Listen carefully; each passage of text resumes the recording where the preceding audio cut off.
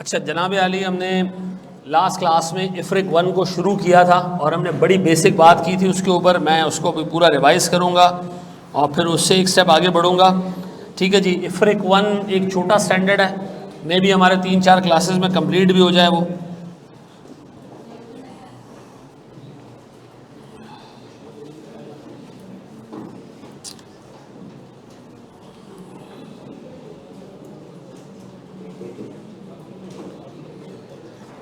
अच्छा मेरे प्यारे बच्चों, मुझे मुकम्मल खामोशी चाहिए और पूरा कंसंट्रेशन तुम्हारा चाहिए बोर्ड के ऊपर। ठीक है।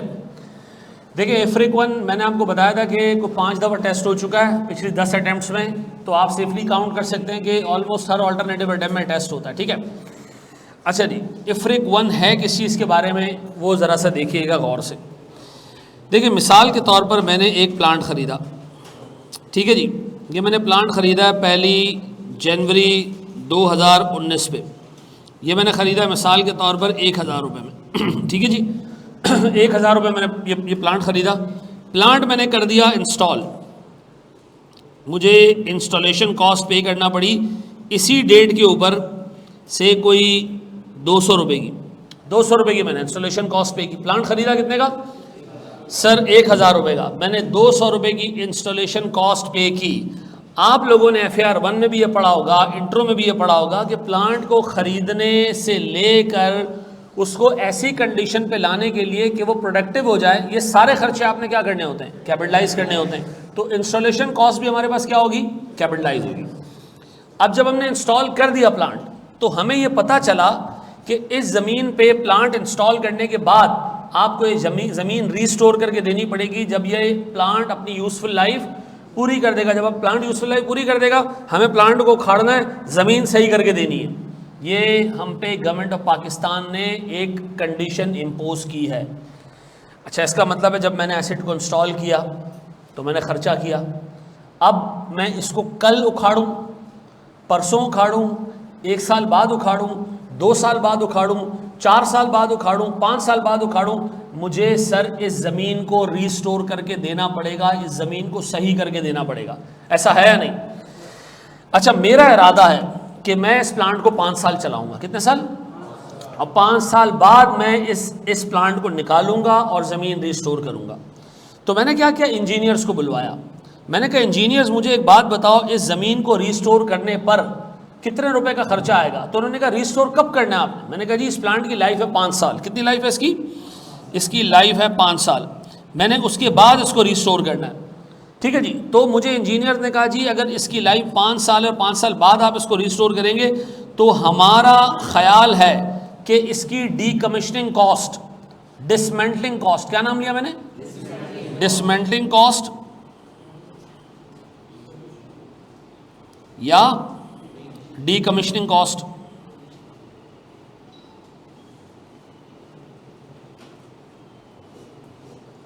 ये होगी कोई 32,210 रुपए। ये किसने बताया मुझे? इंजीनियर्स ने बताया, एक्सपर्ट्स ने बताया। अच्छा, ये जो तुम FAR 2 पढ़ोगे ना, जहन में ये भी रखना कि इसके बाद तुमने ऑडिट पढ़ना है। ठीक है जी। तो डिसमेंटलिंग कॉस्ट की फिगर हमें कहाँ से पता चलती है? हम खुद अपने आप से अज्यूम करते हैं। हम एक दुआ पढ़ के सोते हैं कि रात को अल्लाह ख्वाब में दिखा देना कि डिसमेंटलिंग कॉस्ट की फिगर कितनी होगी। हम किसी एक्सपर्ट से पूछते हैं। तो एक्सपर्ट ने मुझे क्या बताया कि आज से 5 साल बाद इसको उखाड़ोगे तो 32,210 रुपये की कॉस्ट पे करोगे। अब मुझे एक बात बताओ, ये पक्की हो गई है बात कि मुझे इस एसेट पे 32,000 का खर्चा करना पड़ेगा आज, कल, परसों, कब? 5 साल के बाद। इससे जान छुड़ा सकते हो? नहीं। अब तो ज़मीन में एसेट गाड़ दिया है तो अब तो ये खर्चा करना ही करना है। तो स्टैंडर्ड कहता है भैया इस अमाउंट के लिए तुम्हें एक लायबिलिटी रिकॉर्ड करनी है, एक प्रोविज़न रिकॉर्ड करना है। ठीक है जी। तो मैंने कहा जी ये चूँकि मैंने पे 5 साल बाद करने, तो स्टैंडर्ड ने कहा जनाब ऐसी तमाम लायबिलिटीज़ जो कि 12 महीनों से बियॉन्ड हो, बाद में पे करनी हो, आप हमेशा उन लायबिलिटीज़ की प्रेजेंट वैल्यू निकाल के उसको रिकॉर्ड करते हो। तो बताओ 32,210 की प्रेजेंट वैल्यू निकालूं? अच्छा, मैंने सर ये देखा कि मुल्क में सूद का रेट चल रहा है 10%। ऐसा कितना? तो मैंने सर इसकी प्रेजेंट वैल्यू निकाली, 32,210 divided by 1 + 10% raise to the power 5, कितना? 20,000। अच्छा ये 32,000 हमने फिगर जो है वो हज़ारों में रखी है, इसको कर दो 322.10, 322.10। अब कितना आ रहा है? 200। तो इसको मैं नाम दे रहा हूँ क्या चीज़, गौर से सुनना, प्रोविजन फॉर। अच्छा अब सुनना ज़रा गौर से, बहुत इंपॉर्टेंट चीज़। बताओ एसेट को इंस्टॉल करने की वजह से कंपनी का कितना नुकसान हुआ है? 200 अभी, और इंस्टॉल करने की वजह से जब हम इसको उखाड़ेंगे तब भी 200, यानी इफेक्टिवली 322 देने पड़ेंगे, जिसकी प्रेजेंट वैल्यू कितनी बन रही है? 200। तो ये दोनों खर्चे इंस्टॉलेशन की वजह से आ रहे हैं, तो क्या इन दोनों को मैं एसेट की कॉस्ट में डालूं? हाँ सर। इसका मतलब है सर जब भी आप एक एसेट खरीदोगे, खरीदने का पैसा, उसको इंस्टॉल करने का पैसा, और इंस्टॉलेशन की वजह से तो ज़मीन ख़राब हुई है, ये रिस्टोर जो करके देना है इंस्टॉलेशन की वजह से तो ख़राब हुई है ज़मीन, तो इसका मतलब है इंस्टॉलेशन की वजह से कुछ पैसा मैंने शुरू में देना है और कुछ पैसा मैंने कब देना है? 5 साल बाद देना है, जिसकी प्रेजेंट वैल्यू कितनी बन रही है? अब बताएं सर, मैं अगर आपसे पूछूं कि मुझे ये एसेट कितने का पड़ गया, आप जवाब दोगे 1400 रुपये का। कितने का? अब बताओ, मैं अपने पास एंट्री पास कर रहा हूँ किस तारीख को? 1 जनवरी 2019, 1 जनवरी 2019 में अपने पास एंट्री पास कर रहा हूँ। PPE डेबिट कितने से? 1400। फिर सर मेरे पास कैश क्रेडिट कितने से? इसमें आपने कैश कितना कितना पे किया है? ये 1000 रुपया कैश पे किया है, ये 200 रुपये कैश पे किया है, कितने हो गए? 1200। सर ये 200 रुपये जो है ये मैंने कैश पे नहीं किया है, ये क्या है सर? ये मैं 5 साल बाद पे करूँगा। कितना? 322, लेकिन उसकी प्रेजेंट वैल्यू कितनी बन रही है? 200। मैं अपने पास एंट्री पास करूँगा, प्रोविजन फॉर डिसमेंटलिंग कॉस्ट कितनी? 200। ऐसा सर आपने ये क्यों नहीं लिखा लायबिलिटी फॉर डीकमीशनिंग कॉस्ट? लिख सकते हैं आप, कोई मसले वाली बात नहीं है, लेकिन थोड़ा सा आगे जाएंगे ना, हम IAS 1037 पढ़ेंगे तो लायबिलिटी और प्रोविजन में छोटा सा फर्क है। जब अमाउंट और टाइमिंग, दोनों में से कोई एक चीज अनसर्टन हो जाए, क्या हो जाए? तो ऐसी लायबिलिटी को हम प्रोविजन कहते हैं। अनसर्टन क्यों है भाई? पता नहीं हमें 5 साल बाद उखाड़ें, 4 साल बाद उखाड़ें, हमारा तो अंदाजा है 5 साल बाद उखाड़ेंगे, जब एसेट की यूजफुल लाइफ पूरी हो जाएगी। मे बी एसेट की यूजफुल लाइफ 5 की जगह 6 हो जाए, 5 की जगह 4 हो जाए, 5 की जगह 10 हो जाए, तो सर जब 10 साल बाद उखाड़ेंगे, हमें तो नहीं पता, हमारा तो सिर्फ अंदाजा है। क्या ये वाकई इंजीनियर ने जो अमाउंट कही है 32,322.1, ये क्या पत्थर की लकीर है? नहीं सर, चेंज भी हो सकता है। तो इसलिए ऐसी लायबिलिटी जिसमें अमाउंट या पेमेंट की टाइमिंग क्या हो? अनसर्टन हो, तो उसको हम क्या कहते हैं? प्रोविजन कहते हैं। तो इसलिए हमने यहाँ क्या लिखा है? अब मेरे 4 बातों का जवाब देना है आपने। क्या एसेट को उखाड़ने की जिम्मेदारी कंपनी की है? हाँ। एसेट को उखाड़ने की बल्ली हम पे कब आई? जब हमने एसेट को इंस्टॉल किया। तो इसका मतलब है डीकमीशनिंग लायबिलिटी के लिए ऑब्लिगेटिंग इवेंट एसेट को इंस्टॉल करना है। जब ऑब्लिगेटिंग इवेंट होता है ना, लायबिलिटी हम तब बुक करते हैं। ऐसा? तो मुझे बताओ, क्या हम जिम्मेदार हैं एसेट को अनइंस्टॉल करने के लिए, जगह रिस्टोर करने की? हाँ। क्यों, ऐसा क्या किया आपने? सर एसेट को हमने इंस्टॉल किया है, क्या ये लायबिलिटी 5 साल बाद पे करनी है? जी सर। तो हम इसकी क्या निकालेंगे? अब मुझे बताएं सर, आपने इसकी क्रेडिट में तो लायबिलिटी बुक कर दी, इसका दूसरा इम्पैक्ट डेबिट में कहाँ डाला सर आपने? सर मैंने पीपी में डाला। क्यों? क्योंकि सर मुझसे IAS 16 कहता है वो सारे खर्चे जो एसेट को प्रेजेंट लोकेशन या कंडीशन में लाने के लिए ज़रूरी है वो सब कैपिटलाइज करो। उसमें एक खर्चा इंस्टॉलेशन का भी है, इंस्टॉलेशन की वजह से मुझे 2 खर्चे करने पड़े, एक अभी और एक बाद में। तो सर मैं दोनों को इंस्टॉलेशन कॉस्ट का पार्ट ट्रीट करूंगा और मैं उसको पीपी के अंदर कैपिटलाइज करूंगा। ऐसा है। अब बताओ, मेरी बुक्स में लॉन्ग टर्म बेसिस के ऊपर एक एसेट आ चुका है और लॉन्ग टर्म बेसिस पे एक प्रोविजन आ चुका है। ये कितने साल तक मेरी बुक्स में रहेंगी? 5 साल तक। एसेट क्या होगा? डेप्रिशिएट होगा। और ये प्रोविजन क्या होगा? ये आहिस्ता आहिस्ता हम 200 से इसको बढ़ाते बढ़ाते बढ़ाते बढ़ाते कहाँ तक लेके जाएंगे? 322 के एक्चुअल अमाउंट तक। ऐसा? 322 के एक्चुअल अमाउंट तक। ऐसा है। अब मुझे एक बात बताएं मेरे प्यारे बच्चों, प्लांट अगर 4 साल यूज़ करके सेल कर दे, बेटा ये सारी चीज़ें आगे आ रही हैं, ये सारी चीज़ें आगे आ रही हैं, सुकून तसल्ली से बैठ जाओ, सब आगे आ रही हैं। ठीक है जी। अभी हम एसेट को बेचेंगे भी, एसेट बीच में ख़राब भी कर देंगे, लाइफ चेंज भी कर देंगे, सारी चीज़ें घुमा रहे हैं। पहले आप लट्टू को सीधा घूमने दो, ठीक है जी। अब बताएं सर, मेरे पास पहले साल का एंड आया, क्या तारीख आएगी? 31 दिसंबर 2019। क्या करेंगे हम? एसेट को डेप्रिशिएट करें। डेप्रिसिएशन एक्सपेंस डेबिट कितने से? 1400 मनुसो डिवाइडेड बाय 5 कितना? 280। और अलाउंस या अक्यूमुलेटेड डेप्रिसिएशन क्रेडिट कितने से? 280 से। अब मेरा एक सवाल है, 0 बोर्ड पे देखना मेरे बच्चों, 1 2 3 4 और 5। यहां पर एक लायबिलिटी थी 322.1। आप यहां खड़े थे साल के शुरू में, आपने इसको उठाया और यहां तक प्रेजेंट वैल्यू निकाली, कितनी निकली? 200। अब आप एक स्टेप आगे आ चुके हो। अब आप कहां आ चुके हो? ईयर 1 पे, पहले साल पे आ चुके हो, आप इस जगह पे हो। अब बताओ, क्या 200 रुपए की लायबिलिटी की वैल्यू आपकी बुक्स में सही आ रही है, या आपको अब लायबिलिटी 4 साल के फासले में नजर आ रही है? तो इसकी दोबारा प्रेजेंट वैल्यू निकालें, कैसे निकलेगी? 322.1 डिवाइडेड बाय, सूद का रेट कितना है? 10%। तो 10% है, यस सर नजर आ रही है सर 10%। सर क्या करूं? प्रेजेंट वैल्यू निकालूं कितने से? 4 साल पे। किस तरह जी? 322 1 + 10% रेज़ टू पावर 4 कितना आता है ये? 220। अब बताएं मेरी बुक्स में लायबिलिटी कितने पे आ रही है? 200 पे आ रही है, और लायबिलिटी का अपडेटेड अमाउंट कितना है? क्या नजर आ रहा है कि अपनी लायबिलिटी को आप 20 रुपए से बढ़ा दें, ऐसा? क्योंकि अब आपकी लायबिलिटी 5 नहीं बल्कि 4 साल के फासले पे।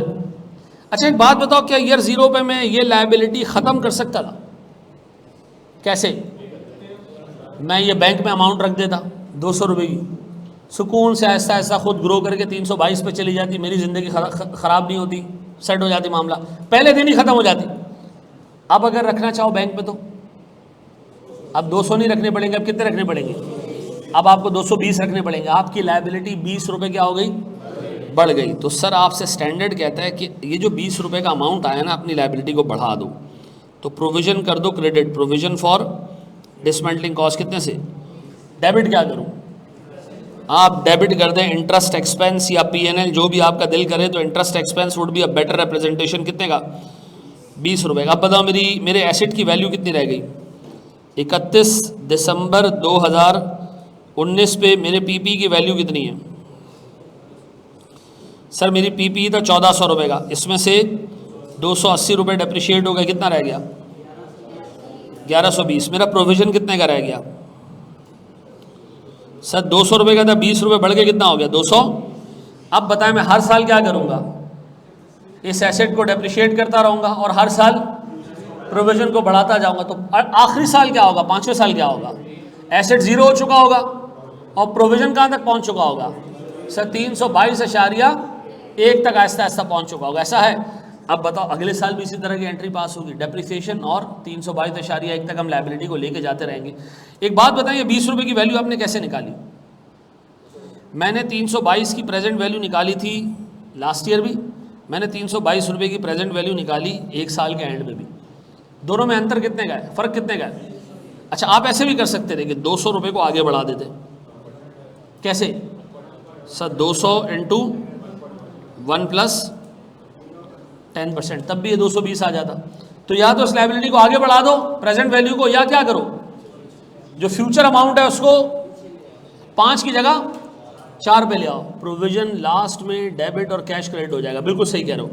अब बताएं जी, आपने क्या सीखा इस पूरी इलस्ट्रेशन में? हमने सर 4 चीज़ें सीखी कि डिस्पेंडिंग लायबिलिटी का प्रोविजन डे 1 पे बनेगा, क्रेडिट होगा, और उसका डेबिट कहाँ जाएगा? PP में जाएगा। PP को हम क्या करेंगे? आगे के सारे सालों में डेप्रिशिएट करेंगे, और प्रोविजन को हम क्या करेंगे? आहिस्ता आहिस्ता आगे बढ़ाते जाएंगे, और उसको 200 रुपये से बढ़ाते बढ़ाते कहाँ तक लेके जाएंगे? 322.1 तक। अल्टीमेटली क्या होगा? आखिरी साल क्या होगा? एसेट 0 हो चुका होगा, फुली डेप्रिशिएटेड, और हमारे एसेट की जो प्रोविजन की अमाउंट है वो 322.1 होगा। हम ये इंजीनियर्स को पे करेंगे और एसेट को खड़वा देंगे, ऐसा है। अब बताओ इसमें इफ्रिक 1 कहाँ है? Very good sir. अब हम आगे जाएंगे। आपसे एग्जामिनर कहेगा, इंजीनियर आया, उसने कहा यार अब तो 322.1 नहीं चाहिए, अब तो नई टेक्नोलॉजी आ गई है, अब तो सिर्फ 300 चाहिए, तो इसका मतलब है प्रोविजन की अमाउंट क्या होगी, चेंज हो जाएगी। इफ्रिक 1 अकाउंटिंग है, अगर दरमियान में इस प्रोविजन की अमाउंट चेंज हो जाए तो हम उसको कैसे अकाउंट फॉर करेंगे। क्या अभी तक मैंने इफ्रिक 1 अप्लाई भी किया है? नहीं, अभी मैंने आपको सिंपल अकाउंटिंग सिखाई है, किसकी, प्रोविजन फॉर डिसमेंटलिंग कॉस्ट की। ठीक है जी। अब अगले एग्जाम्पल में मैं क्या करूंगा, इस डिसमेंटलिंग कॉस्ट के प्रोविजन को चेंज करूंगा। ऐसा, ये पहले कॉपी कर लो सर, शाबाश।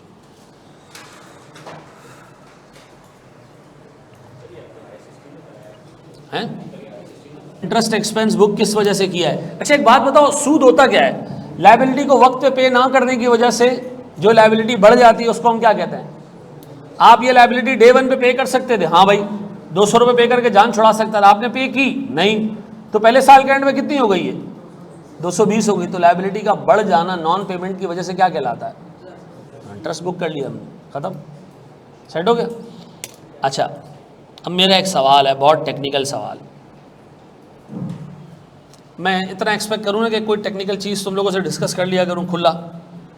चलो मेरा एक सवाल है, कितनी डिसमेंटलिंग लायबिलिटी है जो अल्टीमेटली आपने पे करनी है? 322.1। ऐसा आपने इसको डे 1 पे रिकॉर्ड किया कितने पे? 200 पे। आपने एंट्री क्या पास की? पीपी डेबिट 200 से और प्रोविजन क्रेडिट कितने से? 200 रुपये से। पक्का यही किया ना आपने? डे 1 पे अमाउंट निकाली, उसको क्रेडिट किया और पीपी को डेबिट कर दिया, बाकी कितना रह गया? 122.1। ये आपने over the period entry pass की, interest expense debit over the 5 year period, और प्रोविजन क्रेडिट कितने से? अब मुझे एक बात बताओ, आपको नहीं लगता ये पूरे 322 रुपए एक्सपेंस के तौर पे बुक होने चाहिए थे? आपने तो सिर्फ 122 का एक्सपेंस बुक किया है। खर्चा तो पूरे 322 का हुआ है ना? Very good sir. 200 रुपए डेप्रिसिएशन के नाम पे बुक होंगे, ऐसा ऐसा ही एसेट क्या होगा, डेप्रिशिएट होगा, और 122 रुपए किसके नाम पे बुक होंगे? इंटरेस्ट के नाम पे बुक होंगे। बुक पूरे 322 रुपए का एक्सपेंस होगा, लेकिन अलग अलग नामों से बुक होगा। शुरू का जो एस्टिमेट है वो आप एसेट की कॉस्ट में डाल रहे हो, तो उसको आप डेप्रिशिएट करोगे ओवर द पीरियड, तो ये 200 रुपये का डेप्रिसिएशन बुक होगा, और 122.1 का आप क्या बुक करोगे? Interest expense. ऐसा है, एमसीक्यू आ चुका है इसके ऊपर। ठीक है जी, इसके ऊपर एमसीक्यू आ चुका है। 200 फर्स्ट डे पे कैपिटलाइज हो जाएगा और वो ऐसा ऐसा पे डेप्रिशिएट हो जाएगा। क्या जी, स्क्रॉल अप कर दूं? एक छोटी सी इलस्ट्रेशन आपके सामने रखूंगा और फिर हम एक स्टेप आगे जाएंगे। ठीक है, सवाल है बाबू हमारे पास, एसेट की कॉस्ट है 100 रुपये, इंस्टॉलेशन एक्सपेंस है सर 15 रुपये का, और मेरे पास sir estimate of dismantling cost at year 4, चौथे साल के एंड में हमारा एसेट खत्म हो जाएगा। ठीक है जी, हमारे पास ये एस्टिमेट है 24.20 का। ये कब पे करने? 4 साल बाद। इंटरेस्ट रेट है 12% का। आप एक काम करें, आप मुझे पहले साल और दूसरे साल, मुझे 2 सालों की एंट्रीज पास करके दे दें, 2 सालों के एंड तक आप एसेट को ले जाएं। ठीक है जी, फिर मैं आपको बता रहा हूं कि करना क्या हमने। ठीक है जी, 2 सालों के एंड तक एसेट को ले जाएं। अच्छा, मैं ना 2 वर्किंग्स बना रहा हूं जो आज के बाद आपने हर सवाल में बनानी है। ठीक है, एक आपके पास वर्किंग होगी एसेट की कैरिंग अमाउंट की,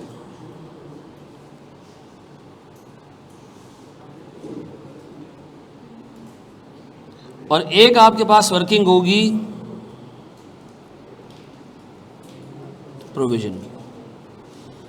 ठीक है मेरे बच्चों, बोर्ड पे देखिएगा, मेरे पास सबसे पहले दिन ईयर 0 पे बताओ एसेट की कॉस्ट कितनी है। मैं बताऊं, 100 रुपये का एसेट खरीदा, 15 रुपये की इंस्टॉलेशन कॉस्ट और 24.2 divided by 1.12 raise the power 4। सही किया मैंने?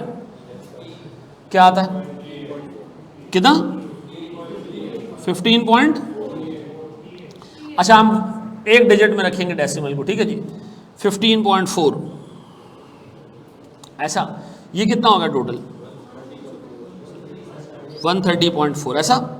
अच्छा, हम यहाँ लगा देते हैं दरमियान में एक दरार, ठीक है जी, दीवार, सॉरी। अब बताएं इस तरफ क्या करेंगे हम सर?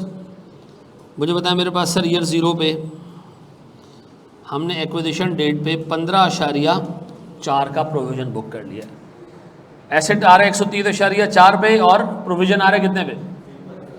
अच्छा, अब इस एसेट को हम करेंगे डेप्रिशिएट, डिवाइड बाय 4 करके कितना आ रहा है डेप्रिसिएशन? 32 पॉइंट, ये पहले साल का डेप्रिसिएशन, और मेरे पास ईयर 2 का एक और डेप्रिसिएशन कितना जी, डिवाइडेड बाय 4 करके यही आ जाएगा 32.6। बताओ मेरे पास 2 साल बाद एसेट की कैरिंग अमाउंट कितनी है? कितनी है बाबू कैरिंग अमाउंट? कितना बेटा? 65.2। अच्छा, दूसरी तरफ मेरे पास आएगा इस पे इंटरेस्ट, ठीक है जी, पहले साल के एंड में। पता है इंटरेस्ट कितने से आएगा? क्या रेट है? सूद का रेट क्या है? अब बताएं, इस लायबिलिटी ऑफ 15.4 को 12% निकालें, इसका कितना बनता है? 1.85। तो इसको हम कर देते हैं 1.9 आसानी के लिए। मुझे बता क्या आ जाएगा ये?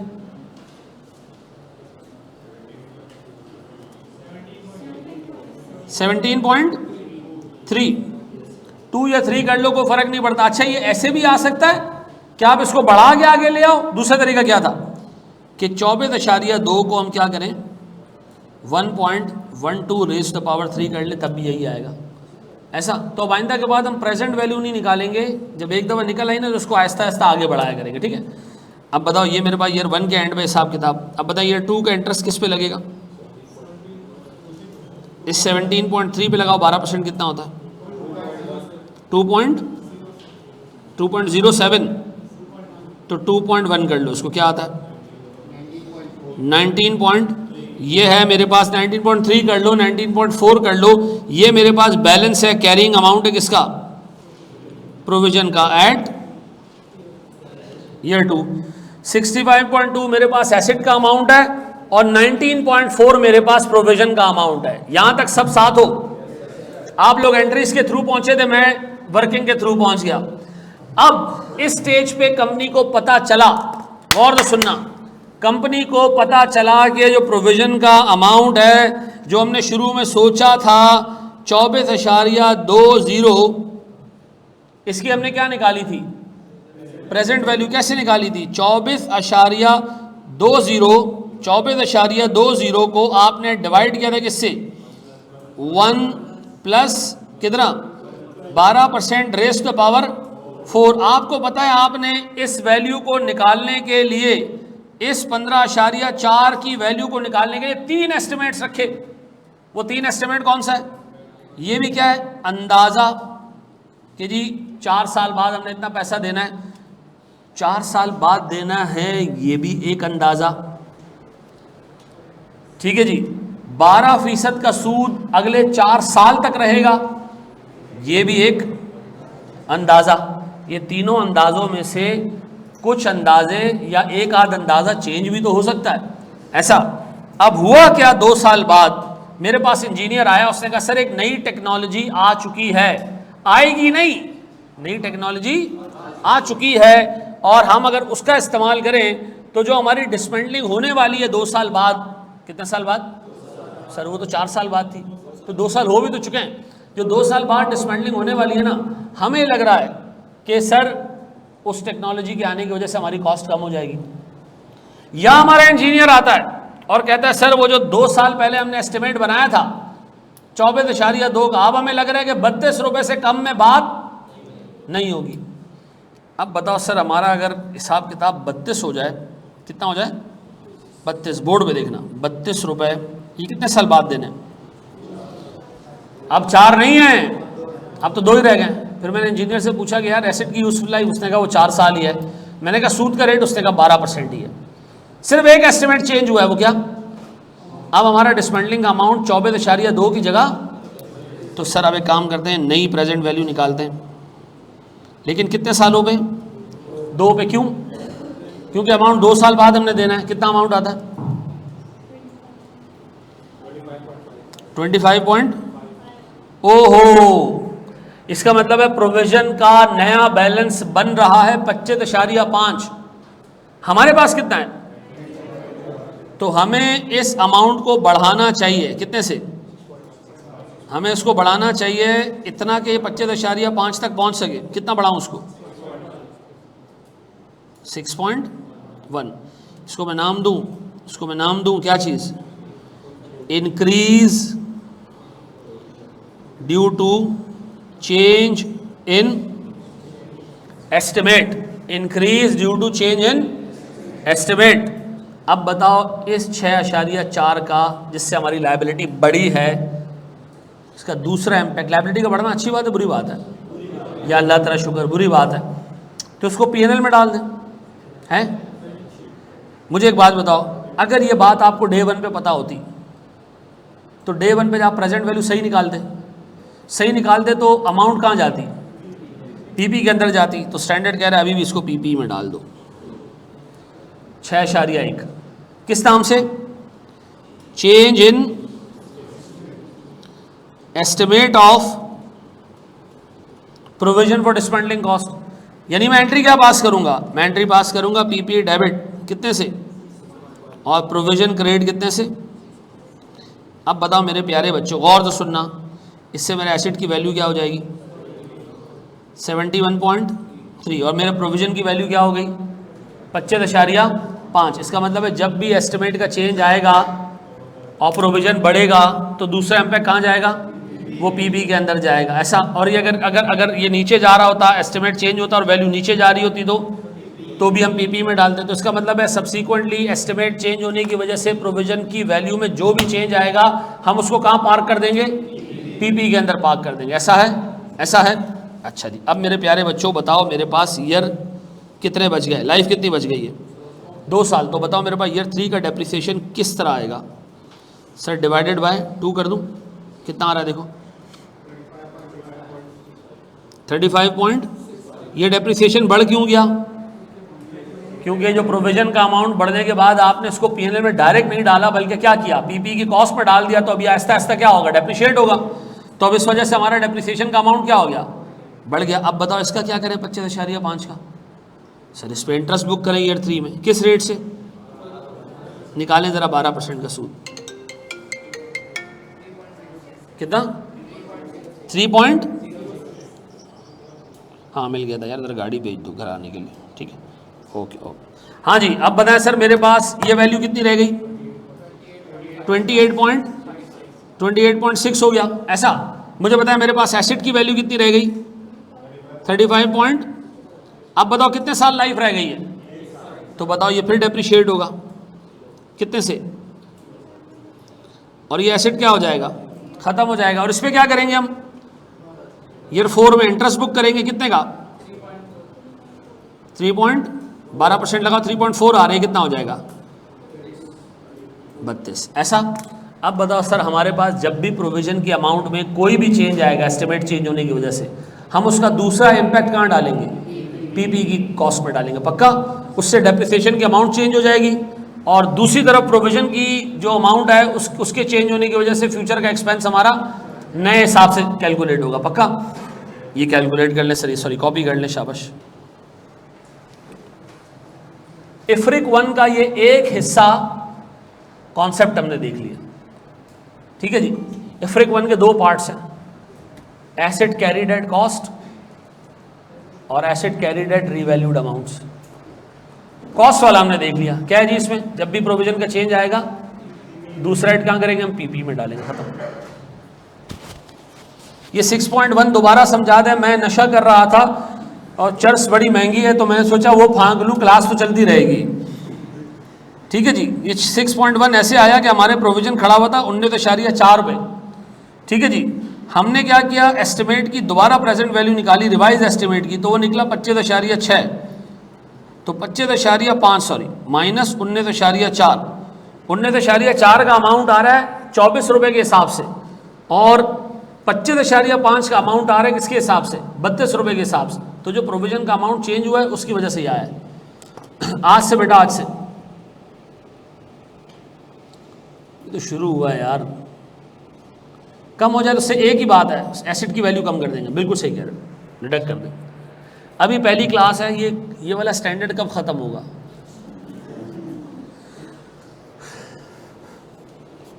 सर अगर हमें ईयर एंड पे पता चलेगा तो प्रोविज़न बनाना है सेम ईयर में, न्यू वैल्यू के हिसाब से डेप्रिसिएशन नहीं करेंगे। अब देखो ये एक बहुत बड़ा सवालिया निशान है शफीक, ये सॉरी शफीक है, शफक है, शफीक है शायद, शफक है बेटा, इसको थोड़ा सा आगे जाने दो। ठीक है, तो मैं फिर तुम्हें बताऊंगा कि चेंज इन एस्टिमेट में एग्जामिनर क्या करता है। ठीक है, ये सवाल जहन पे रखो, ये बहुत अच्छा और कॉम्प्लेक्स सवाल है, इसको थोड़ा जहन पे रखो। मैं आगे बताऊंगा कि हम FAR 1 में इसको एस्टिमेट के चेंज को कहाँ से अप्लाई करते थे और FAR 2 में कहाँ से अप्लाई करेंगे। ठीक है, दोनों में एग्जामिनर का व्यू अलग अलग है। एक ही बंदा है वो FAR 1 का एग्ज़ाम एक तरीके से चेक करते हैं और FAR 2 का दूसरे तरीके से। ठीक है, ज़रूरत है उसकी। FAR 2 ऑडिट और CMA का कॉम्बिनेशन सही है, हाँ, बस इसमें फिर घर वालों को तुम ये कह दो कि तुम थोड़ा सा पढ़ने बैठ गए हो। रीड करो उसको, या खुद कर रहे हो उसको, हैं? चलो अच्छा, इसके अंदर जो है ना वो एंट्रीज हैं 2019, 20 और 21 की। आप मुझे सिर्फ 2021 की एंट्रीज बना के दे दें, बाकी 2 सालों की वर्किंग बना दें। ठीक है,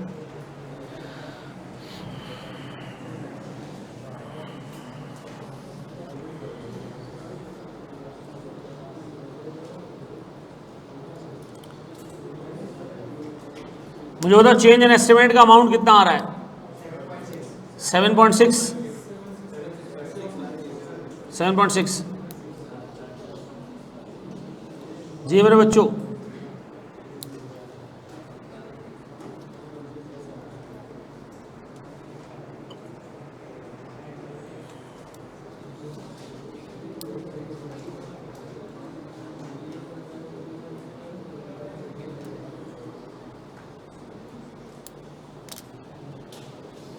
चलो इसको मैं करवा रहा हूँ, यहाँ देख लो।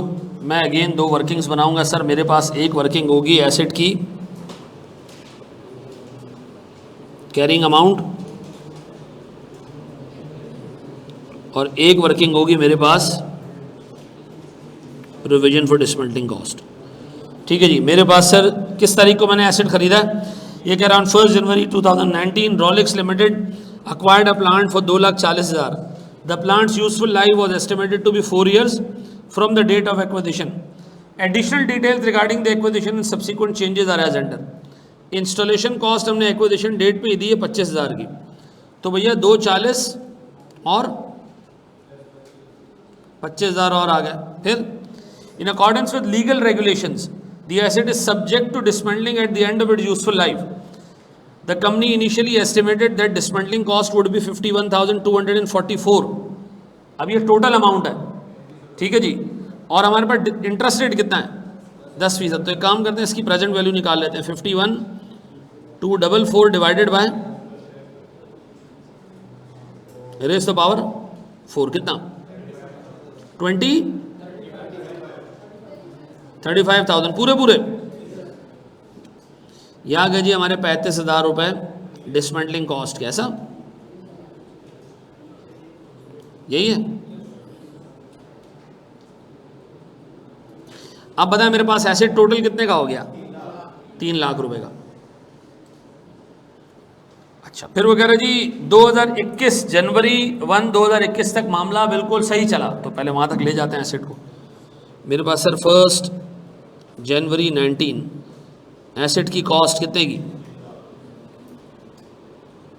3 लाख की। इधर 1 जनवरी 19 एसेट की ओपनिंग वैल्यू कितनी 35,000। यही है मेरे बच्चों। अब बताओ मेरे प्यारे बच्चों, इस पे डेप्रिसिएशन डिवाइडेड बाय 5 ना 4, 75,000 एक साल का आ गया डेप्रिसिएशन। किस साल का 31 दिसंबर 19 और 31 दिसंबर 20 का भी डेप्रिसिएशन आ जाएगा। कितने का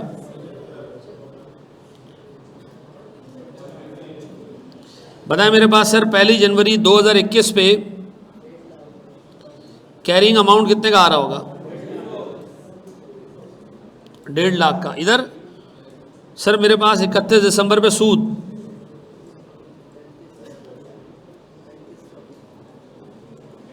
10% के हिसाब से 3500। सही कह रहे हैं बच्चे?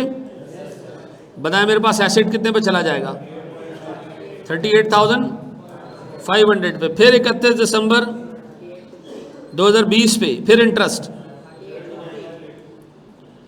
3850।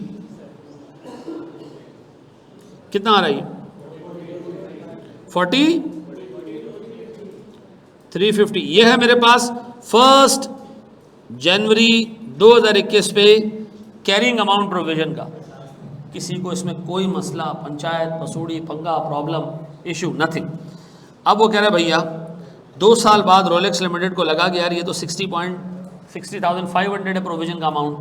अब इसकी दोबारा प्रेजेंट वैल्यू निकालें कितने सालों पे divided by 1 + 10% raise to power 2 कितना 50,000।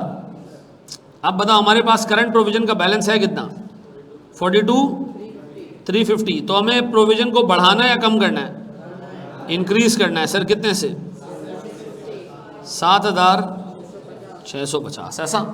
तो हम इसको बढ़ा रहे हैं 7,650 से। नाम दे रहे हैं इसको चेंज ऑफ एस्टिमेट। ये हो गया कितना मेरे प्यारे बच्चों 50,000। और ये किस तारीख को हुआ है 1 जनवरी 2021 को। अच्छा इसमें क्या करेंगे हम सर, ये जो बड़ा है तो उसमें भी डाल देंगे 7650। ठीक है जी। इसको भी नाम हम क्या देंगे जी change in estimate of dismantling cost. ऐसा किस तारीख को 1 जनवरी 2021 को। बताओ मेरे पास पीपी का बैलेंस कितना हो जाएगा 157,650। ऐसा अब बताओ 2021 का डेप्रिसिएशन कितना होगा 78825। इसी तरह मेरे प्यारे बच्चों यहां पर मेरे पास इंटरेस्ट कितना आएगा 31 दिसंबर 21 10% कितना जी बताओ। ये लायबिलिटी कहां जाके पहुंचेगी 55,000 रुपये। ऐसा अब मुझे एक बात बताओ, मैंने आपसे कहा कि मुझे सिर्फ एंट्रीज पास करके दो किसकी 2021 की। बताओ 2021 की एंट्रीज में सबसे पहले क्या आएगा 1 जनवरी 2021 को हमने एस्टिमेट चेंज की एंट्री पास करनी है। क्या एंट्री पास की होगी 7650। इसके बाद आपने सर एंट्री पास की होगी 31 दिसंबर 2021 में। 2 एंट्रीज आपने पास की होंगी। वो क्या है सर मेरे पास इंटरेस्ट एक्सपेंस डेबिट 5,000 से,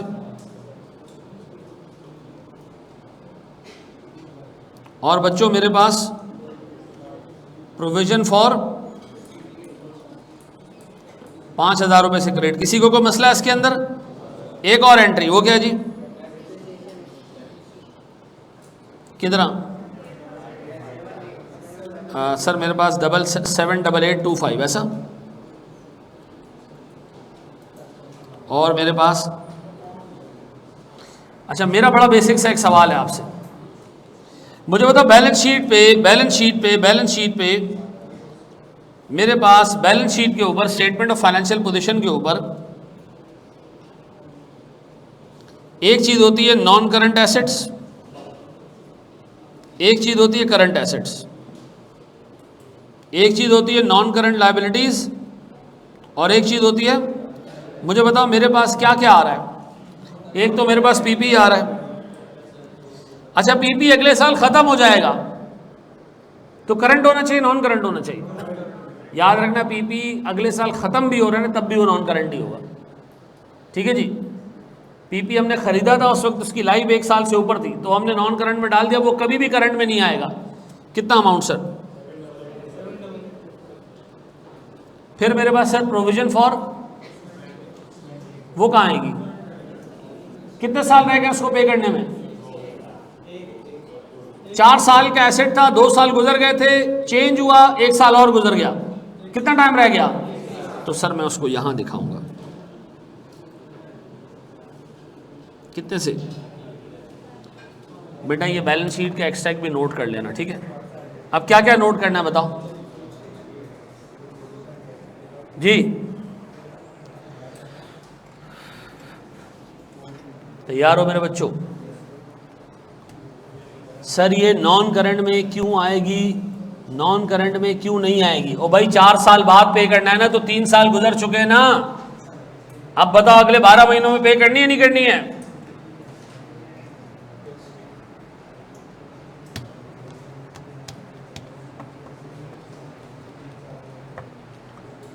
ऐसे एसेट में भी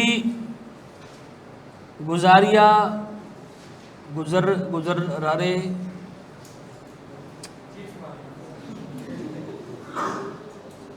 गुजर गए। हाँ वेरी गुड सर, ऐसे तो एसेट में भी गुजर गए। देखो पीपी बाय नेचर एक नॉन करंट चीज़ है, ठीक है? जब वो डे 1 पे नॉन करंट में आ गया ना, और वो इस्तेमाल हो रहा है और उसकी ज़िंदगी का आखिरी साल आ गया, वो तब भी करंट एसेट्स में नहीं आएगा। ठीक है जी, वो तब भी करंट एसेट्स में नहीं आएगा, नहीं तो मिस रिप्रेजेंटेशन हो जाएगी। पीपी वो एसेट है जिसको आपने प्रोडक्शन के लिए या कोई बड़े काम करने के लिए लिया है, करंट एसेट्स नहीं हो सकता वो। अच्छा, कौन सा पीपी करंट एसेट होगा? कभी भी नहीं होगा सर। सर वो प्लांट जो हमने अभी बेचने के लिए लिया, वो मनुष्य तेरी इन्वेंट्री है, वो पीपी नहीं है। Sir these question will be given in your published book, in your previous book these question are absent. I am again telling you, ये जो है ना वो दिमाग में आएगा, मैं सवाल बनाऊंगा। मेरी जो किताब है ना वो कोर प्रैक्टिस बुक है। ये क्लास के क्वेश्चन तो मैं हर रोज़ मैं बना के दूंगा भाई, ठीक है ना? ये मैं बैठता हूँ 2-2.5 घंटे लगाता हूँ तो MFA और FAR2 के सवाल बनते हैं। ठीक है भैया, ये मेरी मजबूरी है दोस्त, ये मैं आपको देख देख के पढ़ाऊँगा। ठीक है जी। आप मुझे लगेगा बहुत तेज़ बच्चे हो, मैं शायद जल्दी निकाल दूँ चीज़ें, मुझे लगेगा कि नहीं आपको बार बार प्रैक्टिस की ज़रूरत है, तो मैं आप अच्छा देखो, मैं पहले इस तरह के सवालात ना अंग्रेज़ी में नहीं बनाता था, नंबर्स डाल देता था। अंग्रेज़ी में क्यों बनाया मैंने ये दफ़ा? इसलिए कि पेपर में जाते हो तुम लोग नंबर ढूंढ रहे होते हो। ठीक है जी, वो तुम लोग को अंग्रेज़ी का सवाल लगता है इतना बड़ा सवाल यार, अहमद रज़ा ने तो 4 लाइनों में करा दिया था। ठीक है जी, तो काम 4 लाइनों का ही है ये। आगे बढ़े। एसेट हेल्ड फॉर सेल, यार वो अभी बहुत आगे की चीज़ है मेरे बच्चों। एसेट हेल्ड फॉर सेल हम करंट में डालते हैं। अच्छा, इस बच्चे ने बहुत आगे का एक सवाल पूछ लिया, जब फाइनल में जाके पढ़ोगे, वो प्रॉपर्टी प्लांट एंड इक्विपमेंट जो अगले 1 साल में आपने बेचना होता है, लेकिन वो आप इस्तेमाल कर रहे होते हो, इन्वेंट्री नहीं होती, वो अगले 1 साल में फारिग करना होते हैं आपने, आप उसके लिए मार्केटिंग करना शुरू कर देते हो, बायर लोकेट करना शुरू कर देते हो, रीजनेबल प्राइस कोट करना शुरू कर देते हो। ठीक है जी, और आपको लगता भी है कि 1 साल में बिक जाएगा, वो non current assets current assets में डाल दिए जाते हैं फिर, और उस पर फिर डेप्रिसिएशन बुक करना बंद कर दिया जाता है, फिर वैल्यू भी कैरी कर। IFRS 5 CA फाइनल अभी नहीं, ठीक है? आगे बढ़े। चलो मेरे बच्चों, एक और सवाल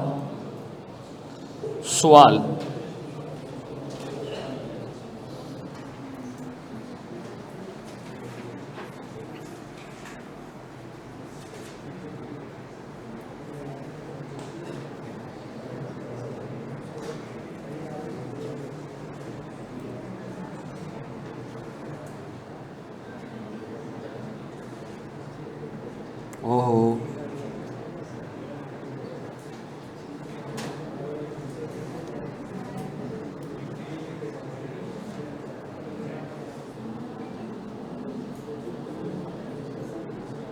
अच्छा मेरे प्यारे बच्चों, आपने कुत्ते बिल्लों की तरह प्रैक्टिस करनी है।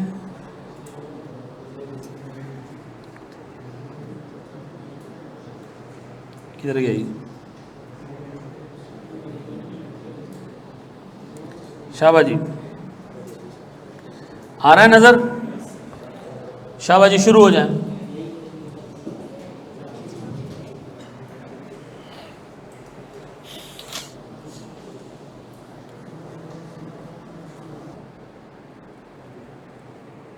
और ये कॉलेज चलता रहेगा। नहीं तो मैं सीरियसली सोच रहा हूँ कि अगर पढ़ाना ही घर से है तो फिर घर से मैं पढ़ा लूँ, ये 2-2.5 करोड़ रुपए मेरे बच जाएं जो 6 महीने के ज़ाया होते हैं। तो आ रहे हो ना?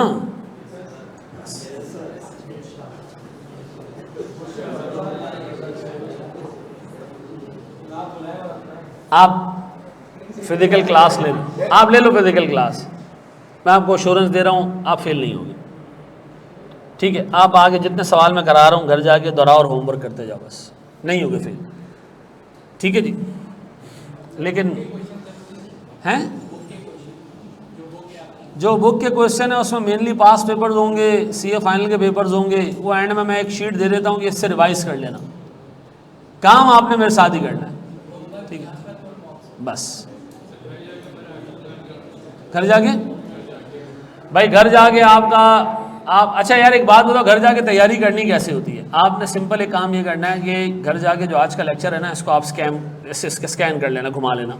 एक आध सवाल इसमें आपको लगता है कि यार ये सर ने आखिरी में कराया था, इसमें सारा कॉन्सेप्ट कवर हो गया था, ये मैं दोबारा कर लेता हूँ और होमवर्क कर लूँ, नहीं होगे फेल। मैं आपको अश्योरेंस दे रहा हूँ। आप सिर्फ साथ साथ में होमवर्क और मॉक करते जाओ, किसी का बाप आपको फेल नहीं करेगा। ठीक है जी। यार आप यकीन करें, आपके जो एग्जामिनर्स हैं वो कहते हैं यार बच्चा ऐसा हो अगर बेसिक कैलकुलेशंस भी सही कर देना हम पास कर दें उसको। मसला ये कि बेसिक कैलकुलेशन जब सही होंगी जब वो बेसिक कैलकुलेशन बार बार की होंगी ना। आप तो फिल्म देखने आते हो, फिल्म देखिए और जाके आप फिर अपने अल्फाजों में स्टोरी वो लिखते हो जो आपको समझ आई होती है।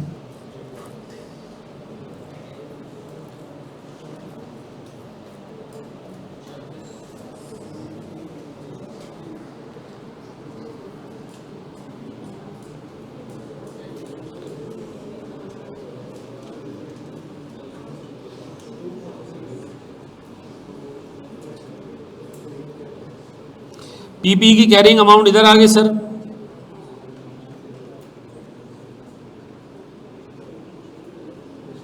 प्रोविजन यहाँ आ गया। मेरे प्यारे भाई, सबसे पहले 1 जनवरी मुझे बताया हमने ये एसेट लिया कब है?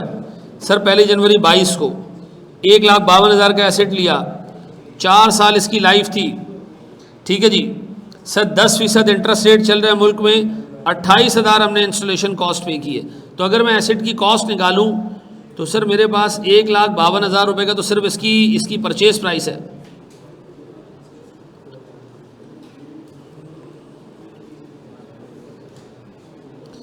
बताया मेरे पास सर इंस्टॉलेशन कॉस्ट कितनी है? यार ये कर रहे हो या नहीं कर रहे हो तुम लोग? अच्छा, इंस्टॉलेशन के बाद प्रोविजन कितने का? सर 40,815 डिवाइडेड बाय 8% का रेट, 10% का रेट, रेज़ टू पावर 4 कितना? 278 ऐसा बताइए टोटल वैल्यू कितनी बनती है?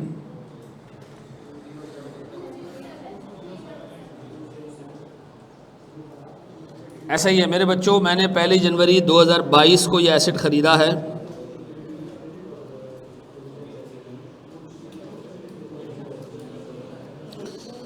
$2,07,877। मेरे बच्चों इधर 1 जनवरी 2022 बताएं मेरे पास सर ओपनिंग बैलेंस कितना आ गया? 27,877 पक्का। अब बताएं मेरे प्यारे बच्चों, इस पे मैंने डेप्रिसिएशन बुक किया होगा 31 दिसंबर 22 और 31 दिसंबर 23 पे डिवाइडेड बाय 4 करके।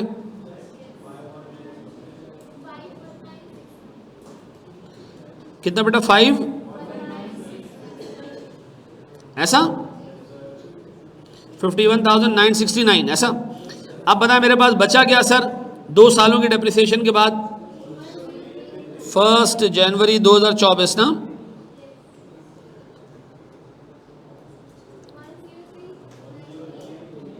नाइन 938 यही है, सही बोल रही बच्ची।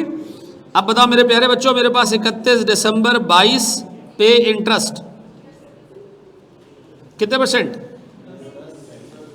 2788 क्या आ रहा है?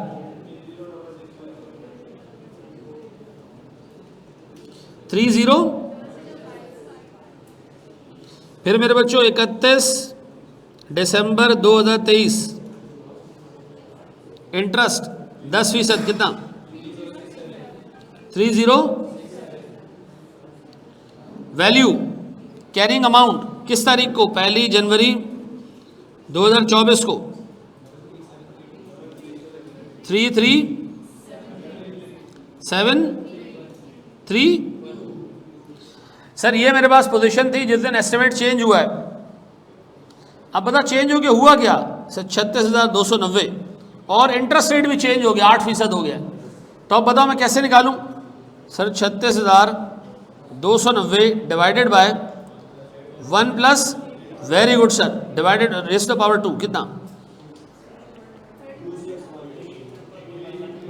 3,111। ठीक है, 10% से डिस्काउंट नहीं कर देना कहीं, 10% से किया है ना तुम लोगों ने। अच्छा अब बताएं सर मेरे पास प्रीवियस वैल्यू क्या थी?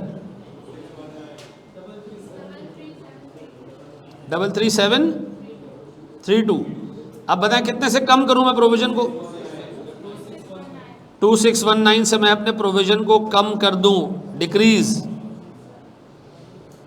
अब बताओ मेरे प्यारे बच्चों, ये प्रोविजन कम होगा 2619। बताएं सर मेरे पास इसको मैं क्या नाम दूं? 2619 को 1 जनवरी 2024 को चेंज इन प्रोविजन। क्या बचा सर मेरे पास? 3,113।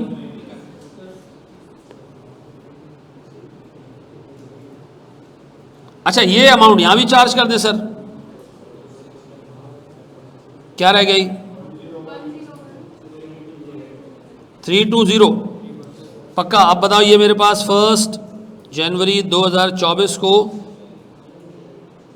Change in estimate of provision, done. अब बताओ ये आगे के 2 सालों में क्या होगा? डेप्रिशिएट होगा। और अब इस पे जो सूद लगेगा वो कितना होगा? 8% होगा। 1 साल इसको आगे बढ़ा देते हैं, 31 दिसंबर 2024 पे डेप्रिसिएशन बुक करूंगा मैं, डिवाइडेड बाय 2 कितना? 660। और यहां पर सर इंटरेस्ट आएगा कितने का?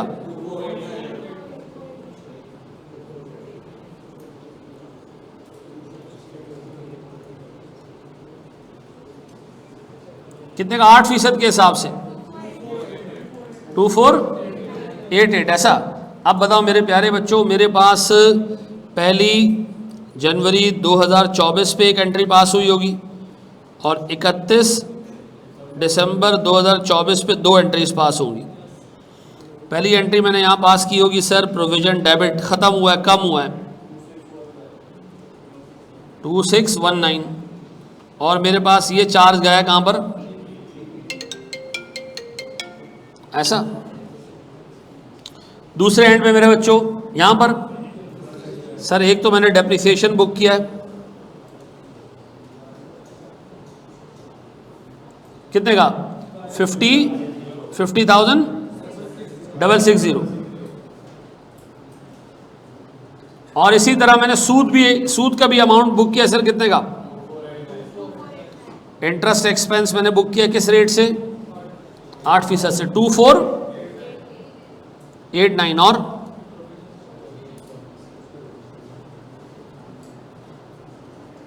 मेरे बच्चों कोई कंफ्यूजन इसके अंदर, कोई मसला इसके अंदर? अब बताओ, प्रोविजन अगर बढ़े तो आपने एसेट में डाल देना है, कम हो तो भी एसेट में डाल देना है, पक्का?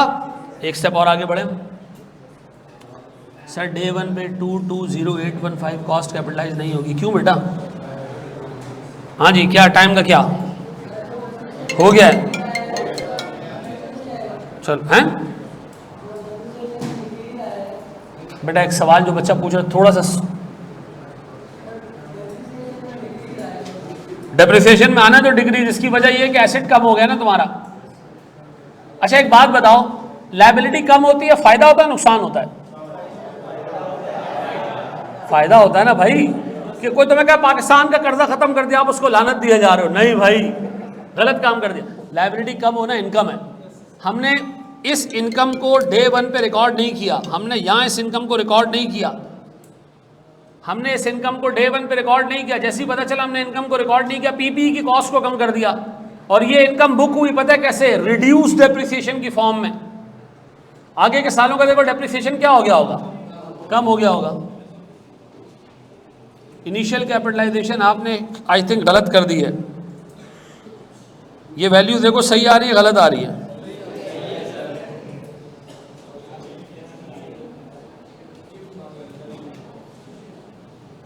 डिसमेंटलिंग कॉस्ट नहीं गिवन है। ये बेटा क्या दिया हुआ? ये मेरी खाला के घर का एड्रेस थोड़ी है।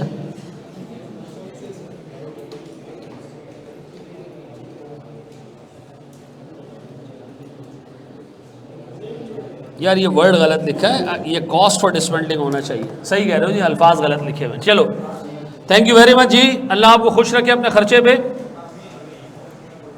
मैं होमवर्क दूंगा अभी तकरीबन 7:30 बजे तक। अल्लाह के वास्ते वो कल की क्लास में आने से पहले हो जाना चाहिए, नहीं तो इंशाल्लाह आप फेल हो।